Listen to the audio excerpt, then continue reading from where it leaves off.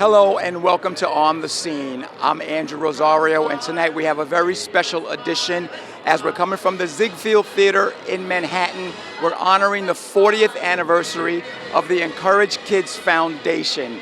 We're going to talk with the CEO of enCourage Kids as well as the honorees tonight. So I'm here with Jean Butler, the president and CEO of the enCourage Kids Foundation. 40th anniversary. First of all, congratulations. Oh, thank you so much. We're thrilled to be able to celebrate 40 years of extraordinarily impacting hospitalized children. And you've had such a roster of folks that have contributed along these 40 years that has helped it get to this point. Absolutely. Our work is made possible by the people who support us. And we really have had some unwavering support over the years, as you pointed out. And ironically, this is the 5th year that the pandemic took place. Yes. How did that impact you guys, and how were you able to overcome that? Yeah, that's a great question. The pandemic really had an adverse effect on enCourage Kids. We lost half of our revenue and half of our staff. So by the time I took over as CEO 2 years ago, it was really a rebuild. And we have been rebuilding for the last 2 years. The programs are very robust.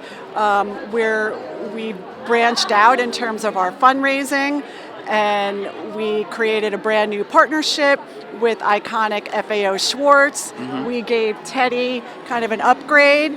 And we're really thrilled to be here tonight celebrating the impact that we've had on hospitalized children.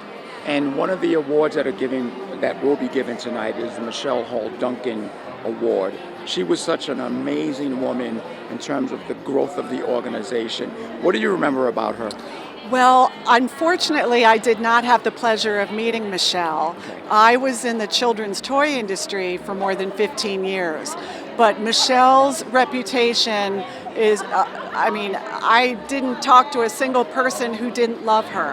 I really wish I could have had the pleasure of meeting her. But her legacy lives on tonight through the Michelle Hall Duncan Humanizing Healthcare Award. And we will be bestowing that on a very deserving child life specialist from St. Mary's Hospital in Queens. Okay, so going forward, what are some of the biggest chores, obstacles that you guys have to go through in order to get to year 41? Yes, great question. I alluded earlier to the fact that fundraising after COVID remains a challenge. And we're trying to diversify our sources as we speak. This event is a very large contributor to our revenue. We know we have to keep doing events, but we're also reaching out to corporate partners, hoping to get some revenue and some co-branding opportunities in the corporate world.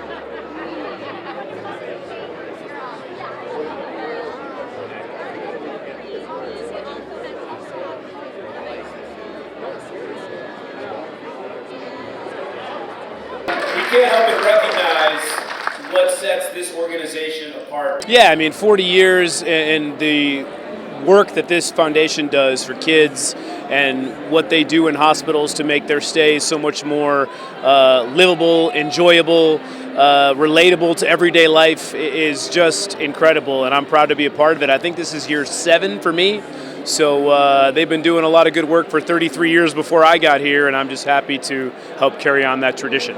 And again, what they've done in terms of bringing attention to families that are in need, to kids that are scared when they're having situations that they don't understand, it just helps them tremendously. And you can't put a price on that. And, it's something as small of a gesture as a teddy bear, but having been in hospitals when we hand these bears out to kids and the smiles on their faces and what it means to them tells you all you need to know, and it's priceless. And I know we're here raising money for a great cause tonight, and it takes a village, and the job for EKF that starts with Jean Butler and right on down the line They just do wonderful work, and at the end of the day, as you like to say, buddy, it's all about the kids. And listen, it's hard to believe it's been 5 years. You know, in a way, it feels like yesterday. In another sense, it feels like it was 2 lifetimes ago that we were struggling through the COVID pandemic. But enCourage Kids has found a way to persevere, and in my opinion, come out of the pandemic stronger than ever. And they're very much in hospitals here throughout the tri-state, across the country, and handing out the bears. And it's just really, really thoughtful and incredible work by so many people, and the reason why we're all here tonight. Wesley Hall, his mom, was such an integral part of 40 years. What do you think she would say about the organization today?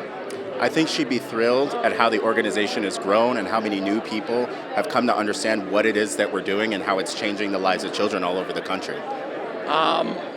When you remember your mom in terms of the organization, what comes to mind?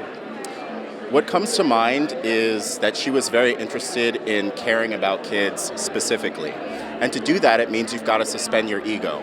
So she helped steer the trajectory of this organization towards asking patients what they needed first, as opposed to telling them, here's what we're going to give you. And the best model for doing that was asking the in-house child life specialists what those patients need and then delivering that to them. And in that ability to delegate, the organization has developed so much credibility within healthcare systems and with the child life community. How much of an impact did that have on you going forward?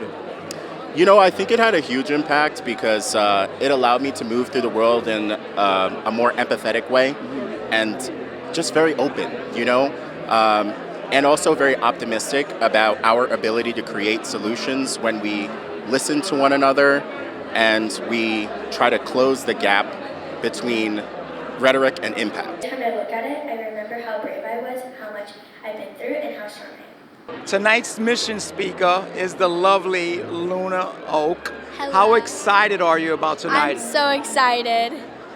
Thank you so much for having me here today. You're welcome. Tell me about the organization and how it's helped you. Well, I was born with a heart defect, and the day I found out I was going to have my surgery, I was really nervous and upset, and I went the enCourage Kids Bear Clinic was set up, and so I decided to go in it, and it was so much fun. It was so easy, and like they showed me how to put an IV in and some other things that would help me for my surgery, and it just made me feel so much better. I just personally loved it, and it just kind of like helped me like pictured what was going to happen for my surgery. So when you interact and talk with other kids that may have been going through some of the things, what do you tell them? I kind of tell them like, well, if they're in the situation right now, I'll be like, oh, don't worry, it's okay to cry. Definitely get all your emotions out. It's better to get your emotions out now than later. Everybody cries no matter what. Trust me, you're like the strongest person on earth. Nobody's going to be as strong as you. So if there's one message that we're going to hear from you tonight, what is it going to be? Maybe scared, do it scared. And there's nothing wrong with being scared. Yeah, nothing wrong. I feel like everybody's scared. I bet you half of this room is scared right now. And having an organization like enCourage Kids behind you, it has to give you a lot more confidence. Yes, definitely. Where do you see yourself going forward at this point physically? Are you okay? Or do you have any more surgeries? Or I definitely have to have surgeries my whole entire life because I had to have my first surgery was they had to take my valve out, and I have this valve that can last to either 8 to 10 years or like even lower than that. It's like now or in 10 years, but I have to have it for like my whole life basically.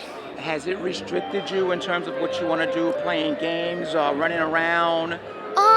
Well, for the first few months, of course, I couldn't do anything. So actually right now I'm on the swim team. This is my second year. Nice. And I couldn't do it for the start of the year. And originally I wasn't able to do it at all, but then I recovered so fast that I was able to join it this year, and I'm so happy.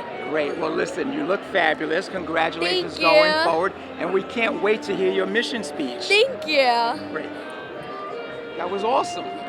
That was awesome. I want to thank the enCourage Kids Foundation for all the support they give to hospitalized children every day. Jacob Portnoy just received the Michelle Hall Duncan Award for this evening. First of all, congratulations. Thank you very much. Second of all, that was a very stirring speech about you and your family and how you got involved the way you are today. What has enCourage Kids Foundation done for you, and how is it helping you going forward? So enCourage Kids Foundation, first of all, great organization, and we're super happy that they decided to pick our grant from St. Mary's Hospital for Children to receive this award. The money that we're going to receive from the grant is going to do great things for our sibling support group, and we're looking so excited to what the future holds. And we're planning to actually send some photos back with what the money we used it for to show enCourage Kids what an impact it made on St. Mary's siblings. So when you deal with kids that have issues, what is it, more physical or is it more mental? What's So the patients at St. Mary's, it's a rehab facility. So they go for intensive rehab there. My brother was in a wheelchair and he had a stroke. So half of his body was paralyzed. So he went there for intensive rehab therapy, and they supported him on that journey to be able to walk again. And that had a major impact on your life as well. Yes, he was actually able to come home from the hospital and join me and my brothers at home so we can reunite as a family again. So going forward, what do you want to do in terms of helping kids that are in those similar situations? My role is to support the patients, siblings, and their families, making sure when their siblings come to the hospital to visit their siblings, that they're not intimidated, they're not scared, and that the hospital is someplace that they want to come and visit their sibling, because that's how it really should be. I don't want kids to be scared to come to the hospital. Well, congratulations, well-deserved award. Thank you very much. I appreciate you and your time. One of the most incredible things about this award tonight is that it went to Jacob. And the work that Jacob is doing with siblings is really beautiful, and I love that it has my mom's name on it because she was really big on thinking about the psychosocial environment of the kid and how that affects their journey with hospitalization. Kids aren't in the hospital in a vacuum, and they have the same needs and the same thoughts and the same feelings as the kids who are living at home, meaning that they want to be good siblings. It's not necessarily easy for them to know that their hospitalization is impacting the trajectory of their siblings' lives, and just knowing that their siblings have an opportunity to experience being centered is not just amazing for those siblings, but it's also really, really good for the kids who are struggling with hospitalization. And the fact that he gets that and he's actively working on improving that situation for those children is a spectacular achievement, and one my mom would be so thrilled about. And I would really like to thank enCourage Kids for this wonderful award tonight. To donate or get involved with our organization, please visit encourage-kids.org. There aren't many organizations that can be around for 40 years and be as productive and successful as the enCourage Kids Foundation. They have faced many challenges along the way, including the pandemic, which took place 5 years ago. Along with the solid commitment of their staff and volunteers, individuals from every industry have contributed millions of dollars to help families and their kids overcome health issues that otherwise would put them in financial hardships. The gathering tonight is a true testament to an organization that will continue to thrive in the coming years. For On the Scene, I'm Andrew Rosario.